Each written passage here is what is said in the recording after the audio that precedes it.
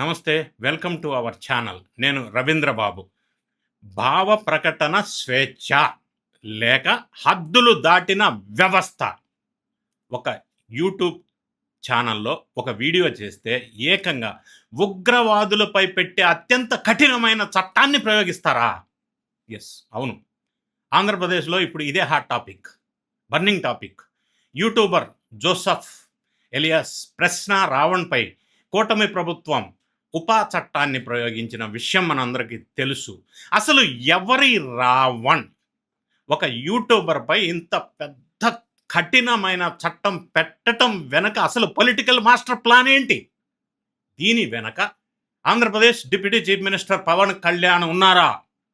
అసలు జైలు నుంచి రావణ్ బయటికి రావటం సాధ్యమేనా? వీటన్నిటికీ తోడు నటుడు Prakash Raj just asking audio leak సృష్టించినటువంటి సంచలనం ఏంటి? ఈ వీడియోలో లీగల్, పొలిటికల్, సోషల్ అన్ని యాంగిల్స్లో అసలైన నిజాన్ని సబ్జెక్ట్ ద్వారా విశ్లేషణ చేసే ప్రయత్నం చేద్దాం. స్కిప్ చేయకుండా చివరి వరకు చూడండి. ఎందుకంటే ఇది చాలా సెన్సిబుల్, సోషల్ మీడియా ఫ్రీడమ్కి సంబంధించిన సబ్జెక్ట్ ఓరియంటెడ్ విశ్లేషణ. అసలు ఏంటి ఉపా చట్టం? First point. ముందుగా లీగల్ పాయింట్ మనం ఇక్కడ ఒకటి అర్థం చేసుకోవాలా. రావణ్పై ఇప్పటికే సుమారుగా 8 కేసులు పెట్టారు. 4 కేసుల్లో కోర్టు బెయిల్ ఇచ్చింది, బయటకు వచ్చారు. కానీ గన్నవరం పోలీసులు ఈ ఉపా అంటే అన్లాఫుల్ యాక్టివిటీస్ ప్రివెన్షన్ యాక్ట్ 1967 ఈ చట్టాన్ని తెర మీదకి తెచ్చారు. మెజిస్ట్రేట్ గారు ఆయనకి 14 days రిమాండ్ విధించారు. నెల్లూరు జైలుకి పంపించారు, జ్యుడిషియల్ రిమాండ్లో. ఇక్కడ ట్విస్ట్ ఏంటో తెలుసా? సాధారణ కేసుల్లో బెయిల్ అనేది హక్కు, జైల్ అనేది మినహాయింపు. అంటే bail is the rule, jail is the exception. ఇది సామాన్యమైన అన్ని కేసుల్లో. కానీ సుప్రీంకోర్టు ఇటీవల కాలంలో స్పష్టంగా ఒక విషయాన్ని ఏం చెప్పిందంటే, ఉపా అన్లాఫుల్ యాక్టివిటీస్ ప్రివెన్షన్ యాక్ట్ చట్టం కింద bail must be rejected as a rule. అంటే బెయిల్ నిరాకరించటమే రూలు ఈ ఉపా చట్టం కింద. ఇందులో ప్రాసిక్యూషన్ వాదన విన్న తర్వాత ప్రాథమికంగా నిజం అని అనిపిస్తే జడ్జి గారు రిమాండ్కి ఇచ్చేస్తారు. నిందితుడి లాయర్లకు గట్టిగా వాదించే అవకాశం కూడా ఈ ఉపా చట్టం లాంటి కేసెస్లో చాలా తక్కువ అనేది రియాలిటీ. గతంలో ఉమర్ ఖలీద్, వరవర్రావు లాంటి వాళ్ళు ఏళ్ల తడబడి జైల్లో మగ్గటానికి కారణం ఇదే చట్టం. సో రావణ్ అలియాస్ ప్రశ్న రావణ్ ఇప్పట్లో బయటికి రావటం అనేది కష్టం, అసాధ్యం అని అనిపిస్తూ ఉంది ఈ చట్టాన్ని నేపథ్యంలో. ఇక Pawan Kalyan entry and larger conspiracy ఏడి అనేది ఆలోచిస్తే ఇప్పుడు పొలిటికల్ అండ్ సోషల్ యాంగిల్లో ఈ రావణ్ విషయం ఉపా చట్టం కింద మనం విశ్లేషణ చేద్దాం. చంద్రబాబు నాయుడు గారు తన సుదీర్ఘ రాజకీయ జీవితంలో విమర్శించిన వారిపై ఇటువంటి ఉపా చట్టాలు పెట్టిన దాఖలాలు ఇంతవరకు లేవు. ఇది రియాలిటీ. మరి ఇప్పుడు ఎందుకు పెట్టారు? దీని వెనక deputy chief minister Pawan Kalyan ఒత్తిడి ఉంది అనేది బహిరంగంగా వినిపిస్తున్న మాట. గత కొంతకాలంగా సోషల్ మీడియాలో విమర్శల పేరుతో బూతులు తిట్టడం, వ్యక్తిగత క్యారెక్టర్ అసాసినేషన్ చేయటం ఈ మధ్య సర్వసాధారణం అయిపోయింది. అది రెగ్యులర్గా రొటీన్ అయిపోయింది. ఏలూరు మీటింగ్లో రావణ్ మాట్లాడినటువంటి మాటలు పవన్ కళ్యాణ్ని టార్గెట్ చేసిన విధానం దీనికి కారణం. పవన్ కళ్యాణ్ గతంలోనే అన్నారు, మనం ఒకసారి గుర్తు తెచ్చుకుంటే, నేనే హోమ్ మినిస్టర్ అయితే ఇలా ఉండదు అని అన్నారు. బెయిల్పై బయటకు వచ్చి రావణ్ మళ్ళీ వ్యక్తిగత దాడులు చేస్తున్న వారికి ఫుల్ స్టాప్ పెట్టాలనే ఉద్దేశంతో ప్రభుత్వం ఈ కఠినమైన నిర్ణయం తీసుకొని ఉండవచ్చు. యాడింగ్ టు దిస్, మరి జనసేనకు సంబంధించినటువంటి మంత్రి కందుల దుర్గేష్ లాంటి వాళ్ళు చెబుతున్న మాటల ప్రకారం ఇది కేవలం ఒక వీడియో వ్యవహారం కాదు. ఆయన ఈ మధ్య ప్రెస్లో చెప్పిన వ్యవహారం రాష్ట్రంలో కులాల మధ్య చిచ్చు పెట్టడానికి, మతపరమైన కల్లోలాలు సృష్టించటానికి, ప్రభుత్వాన్ని అస్థిరపరచడానికి జరుగుతున్న ఒక లార్జర్ కాన్స్పిరసీ.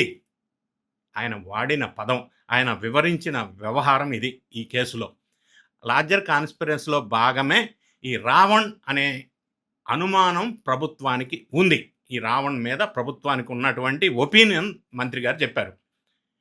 పోలీసులు కేవలం పవన్ కళ్యాణ్‌ని తిట్టాడు అన్న కారణంతో ఉపా చట్టం పెట్టలేదు. ఒకవేళ పెట్టినా కోర్టులో అది ఒక్కరోజు కూడా నిలబడదు. ఇది రియాలిటీ. 20 పేజీలు ఉన్నటువంటి పోలీసు వాళ్ళు సబ్మిట్ చేసినటువంటి రిమాండ్ రిపోర్ట్ మన దగ్గర ఉంది. నేను స్టడీ చేశాను. ఇందులో రావణ్‌కి డైరెక్ట్‌గా నక్సల్‌తో సంబంధాలు ఉన్నాయి అని ఎక్కడా ఈ రిమాండ్ రిపోర్ట్‌లో ఎస్టాబ్లిష్ అవ్వకపోయినప్పటికీ వాళ్ళకి సపోర్ట్ చేసి రెచ్చగొట్టే విధంగా మాటలు ఉన్నాయి.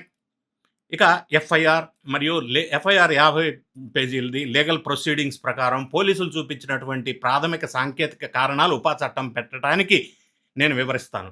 నిషేధిత సంస్థల గ్లోరిఫికేషన్, అంటే గ్లోరిఫికేషన్ ఆఫ్ బ్యాన్డ్ ఆర్గనైజేషన్స్, ఇది ఒక కారణం ఉపా చట్టం పెట్టడానికి. రావణ్ తన డిజిటల్ ప్లాట్ఫామ్స్లో భారతదేశంలో నిషేధించబడినటువంటి తీవ్రవాద అతివాద సంస్థ అయినటువంటి మావోయిస్ట్ సిపిఐ లేదా సిపిఐఎంఎల్ ఐడియాలజీని సమర్థిస్తూ వారి చర్యలని గొప్పగా కీర్తిస్తూ, అంటే గ్లోరిఫై చేయటం, మాట్లాడటం. చట్ట ప్రకారం నిషేధిత సంస్థల సమాచారం ఈ ఉపా పరిధిలోకి ఇలా మాట్లాడటం అనేది ఆ సంస్థల గురించి ఉపా చట్ట పరిధిలోనికి వస్తుంది. ఇక రెండో పాయింట్, ఏలూరు మీటింగ్ స్పీచ్.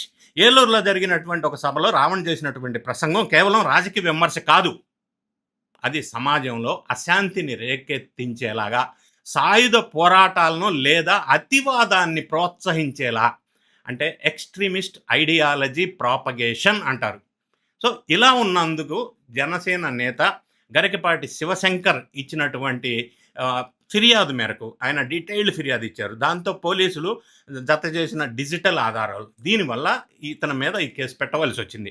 మూడో పాయింట్ ఆలోచించినట్టయితే భారత న్యాయ సంహిత బిఎన్ఎస్ సెక్షన్స్ కలయిక, అంటే ఉపా చట్టంలోని సెక్షన్స్తో పాటుగా సమాజంలో మత కుల విద్వేషాలు రెచ్చగొట్టేలాగా ఉన్నాయంటూ బిఎన్ఎస్లోని దానికి సంబంధించిన రెలవెంట్ సెక్షన్స్ను కూడా లీగల్గా ఈ ఉపా చట్టంతో పాటుగా యాడ్ చేశారు ఈ రావణ్ కేసులో. గతంలో ఇక్కడ ఒక క్వశ్చన్ ఉంది, గతంలో పవన్ కళ్యాణ్ మాట్లాడిన మాటలకి దీనికి ఉన్న వ్యత్యాసం ఏంటి? ఇది బిగ్గెస్ట్ క్వశ్చన్, చర్చ జరుగుతుంది. గతంలో పవన్ కళ్యాణ్ కూడా వైసీపీ ప్రభుత్వం పైన, నాయకుల పైన తీవ్రమైన వ్యాఖ్యలు చేశారు పబ్లిక్ మీటింగ్లో. మరి ఆయన పైన ఎందుకు ఉపా చట్టం పెట్టలేదు, ఇప్పుడు రావణ్ పైన ఎందుకు పెడుతున్నారు అనేది విమర్శ సోషల్ మీడియాలో బలంగా వినిపిస్తూ ఉంది, భారీగా వినిపిస్తూ ఉంది, ఎవ్రీ డే ట్రోల్ అవుతూ ఉంది. సబ్జెక్ట్ పరంగా ఈ రెండిటికి మధ్య అకార్డింగ్ టు మై నాలెడ్జ్ 3 ప్రధానమైనటువంటి డిఫరెన్సెస్ ఉన్నాయి. ఒకటి, విమర్శ వర్సెస్ దేశ సార్వభౌమత్వం, అంటే political criticism versus anti national ideology. గతంలో పవన్ కళ్యాణ్ చేసినటువంటి వ్యాఖ్యలు, అంటే ఉదాహరణకి ఆయన పబ్లిక్ మీటింగ్లో మాట్లాడుతూ తోలు తీస్తా, గుడ్డలు ఓడదీసి కొడతా, చెప్పు చూపించు, చెప్పుతో కొడతా, ఇట్లా రకరకాల మాటలు మాట్లాడిన మాట వాస్తవం. రాజకీయపరమైన ఆగ్రహం మరియు ప్రభుత్వ విధానాల మీద తీవ్ర వ్యతిరేకత, అంటే పొలిటికల్ రెటారిక్ కిందకి వస్తాయి. ఇవి లా అండ్ ఆర్డర్ సమస్యలు లేదా పరువు నష్టం పరిధిలోకి వస్తాయి. మాట్లాడటం కరెక్ట్ అని నేను అనట్లా, ఇది లా అండ్ ఆర్డర్ డిఫామేషన్ కిందకు వస్తుంది తప్ప దేశ సార్వభౌమత్వానికి ముప్పు తెచ్చే వ్యాఖ్యలు కాదు.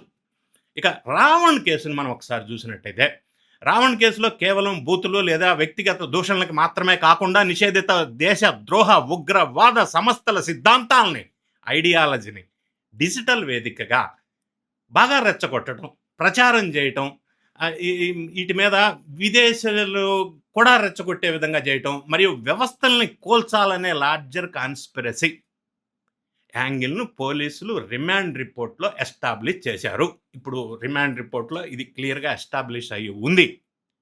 ఉపా చట్టం వర్తించాలంటే ప్రధానంగా ఏ కండిషన్స్ ఉంటే ఉపా చట్టం వర్తిస్తుంది, అది కూడా ఎక్స్ప్లెయిన్ చేస్తాను. 1, దేశ సార్వభౌమత్వాన్ని దెబ్బతీసే చర్యలు. 2, దేశ ఉన్నత విలువలైన సంస్కృతి సాంప్రదాయాలని అవమానపరచటం.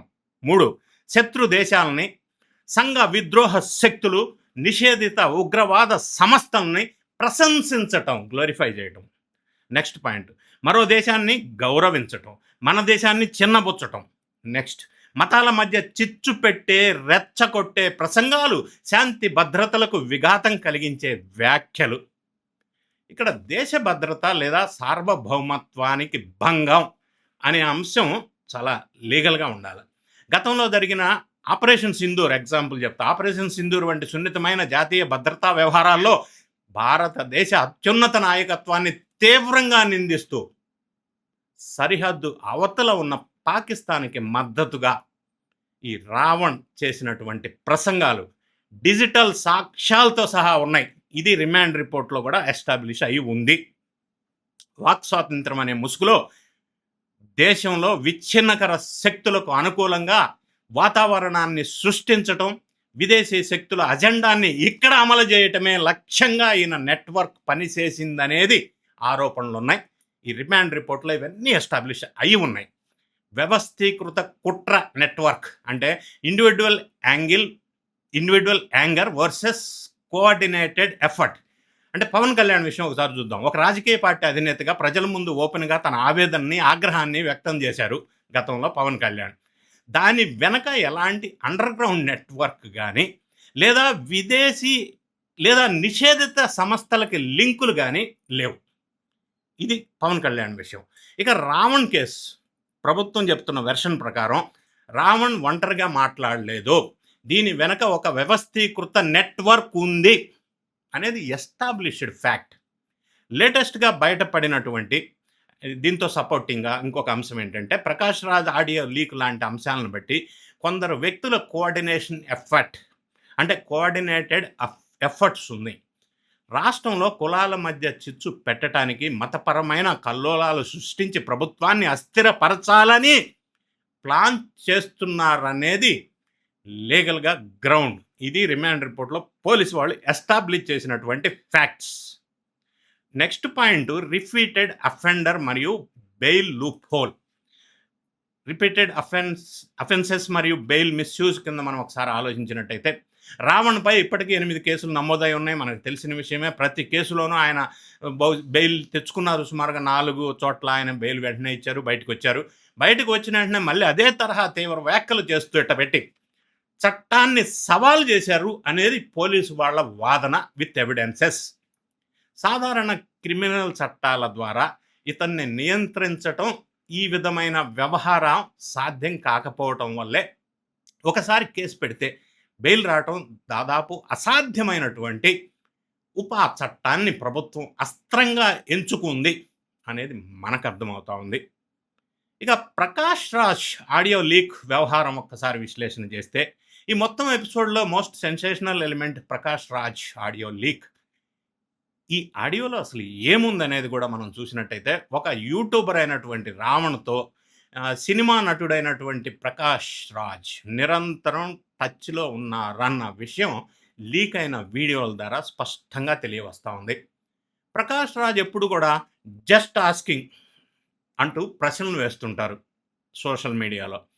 అయితే ఒకరితో ఒకరు మాట్లాడుకోవటం నేరం కాదు, మీరు అర్థం చేసుకోండి, మిస్అండర్స్టాండ్ చేసుకోవద్దు. కానీ ఒక వ్యవస్థీకృత పద్ధతిలో కోఆర్డినేటెడ్ ఎఫర్ట్ ప్రభుత్వానికి వ్యతిరేకంగా నేరేటివ్ బిల్డ్ చేయటానికి వీరంతా కలిసి చేస్తున్నట్టుగా అనుమానాలకు ఈ ఆడియో లీక్ బలాన్ని చేకూరుస్తుంది అనేది ఈ పోలీస్ వాళ్ళ వివరణ. ఇక నెక్స్ట్ క్వశ్చన్, అందరికీ ఆసక్తికరమైన విషయం, తప్పెవరిది? ఇది ప్రధానంగా విశ్లేషణ చేయవలసి వస్తే మనం ఒక నిజాన్ని ఒప్పుకోవాలి. ఇక్కడ నాణ్యానికి 2 వైపులా ఉంటాయి. 2 sides of the coin we have to see. ఒక సైడ్ కాకుండా ఇక ప్రభుత్వం వైపు చూసినట్టయితే కేవలం యూట్యూబ్ వీడియోల ఆధారంగా ఉపా చట్టం లాంటి ఉగ్రవాద నిరోధక చట్టాన్ని ప్రయోగించటం అనేది ఖచ్చితంగా కొంత ఇబ్బందికరమైన లేదా కొంతమంది భాషలో భావ వ్యక్తీకరణ స్వేచ్ఛ అణచివేయటం అవుతుంది అని కొంత భావం అయితే వచ్చింది. ఇది ప్రజాస్వామ్యానికి మంచి పరిణామం కాకపోవచ్చు. కాకపోవచ్చు, కాదు కూడా. మరి ఇంకొక యాంగిల్లో చూసినట్టయితే రాజకీయ నాయకులు, మరీ ముఖ్యంగా పదవుల్లో ఉన్నవాళ్ళు, పవన్ కళ్యాణ్ లాంటి వారు భాషని అదుపులో ఉంచుకొని ఆదర్శంగా మాట్లాడాలా, వ్యవహరించాలా. యూట్యూబర్స్ వైపు మనం ఒకసారి చూసినట్టయితే రావణ్ లాంటి వాళ్ళు కూడా ప్రశ్నిస్తున్నాం అనే ముసుగులో, మేధావుల ముసుగులో, జర్నలిస్టుల ముసుగులో, వాళ్ళ పేరుతోటి వ్యక్తిగత ప్రతిష్టకు దిగజార్చే విధంగా బూతులు మాట్లాడుతూ ఎదుటి వాళ్ళని బూతులు విమర్శిస్తూ చట్టాన్ని చేతిలోకి తీసుకోవటం కూడా తప్పు, కరెక్ట్ కానే కాదు. రాజకీయ విమర్శలు, ప్రభుత్వ విధానాల లోపాలపై విమర్శలు చేస్తే ఏ ప్రభుత్వాలు కేసులు పెట్టవు. నేను ఒక ఎగ్జాంపుల్స్ కూడా చెప్తా. పెట్టవా అని ఎందుకు అంటున్నానంటే, ఇటువంటి కేసులు గతంలో ప్రొఫెసర్ నాగేశ్వర్ లాంటి వాళ్ళకు కూడా ఇష్యూస్ మనం చూసాం గతంలో. మరి అటువంటి కేసెస్కి ఎందుకు డిఫరెన్స్ అనేది మనం అర్థం చేసుకోవాలా. కానీ ఎప్పుడైతే మీరు కుటుంబ సభ్యులను లాగుతూ బూతులతో, భయంకరమైన లాంగ్వేజ్తో రెచ్చగొట్టే విధంగా, ఎదుటివారి వ్యక్తిత్వాన్ని హననం చేసే విధంగా మాట్లాడితే, అప్పుడు చట్టం లేదా ప్రభుత్వం తన విశ్వరూపాన్ని చూపిస్తుంది అనటానికి బహుశా ఈ మొత్తం ఎపిసోడ్లో సారాంశం అయి ఉండవచ్చు. కంక్లూజన్ చెప్పవలసి వస్తే, ప్రస్తుతం రావణ్ తరఫున ఉన్నటువంటి లాయర్ లేదా మాజీ జడ్జి జడా శ్రావణ్ కుమార్ హైకోర్టులో ఒక పిటిషన్ వేశారు. ఆయన సారాంశం ఏంటంటే, ఏపీలో ఆయన పైన ఉన్నటువంటి అన్ని ఎఫ్ఐఆర్లని ఒకే దగ్గర తీసుకురావాలని ఒకటి, ఈ కేసును సిబిఐకి ఇవ్వాలని వీళ్ళ డిమాండ్, ప్రధానమైనటువంటి డిమాండ్. మరి హైకోర్టు ఏం తేలుస్తుంది అనేది ఇంకా మనం చూడాలి. కానీ మొత్తం వ్యవహారం సోషల్ మీడియాలో ఉండే ప్రతి ఒక్కరికి ఒక పెద్ద హెచ్చరికలాగా మనం తీసుకోవాలా. దీని నుంచి పాఠాలు, లెసన్స్ నేర్చుకోవాలా. ప్రభుత్వం చట్టాన్ని ఆయుధంగా వాడుతుంటే కొంతమంది ఈ ముసుగులో స్వేచ్ఛను దుర్వినియోగం చేస్తున్నారు అనేది ఇక్కడ ఉన్నటువంటి fact is fact, whether you accept it or not. So friends, దీనిపై మీ అభిప్రాయం ఏంటి? ప్రభుత్వం తీసుకున్నటువంటి కఠినమైన నిర్ణయం కరెక్టా కాదా? లేక భావ ప్రకటన స్వేచ్ఛను ఇటువంటి విషయాల్లో చంపేయటమే అవుతుందా? ఎందుకంటే భావ ప్రకటన స్వేచ్ఛ అనేది ఆర్టికల్ 19(1), కానీ అదే రాజ్యాంగంలో ఆర్టికల్ 19(2) కింద భావ ప్రకటన స్వేచ్ఛకు కూడా కొన్ని పరిమితులు ఉన్నాయి. అది దాటి ప్రవర్తిస్తే ఇబ్బందికరమైన పరిణామాలు ఎదుర్కోవాల్సి వస్తుంది అనేది ప్రధానంగా మనం గమనించాలి. వీడియో నచ్చినట్టయితే లైక్ చేయండి, మీ ఫ్రెండ్స్కి షేర్ చేయండి. Thank you so much for watching this video.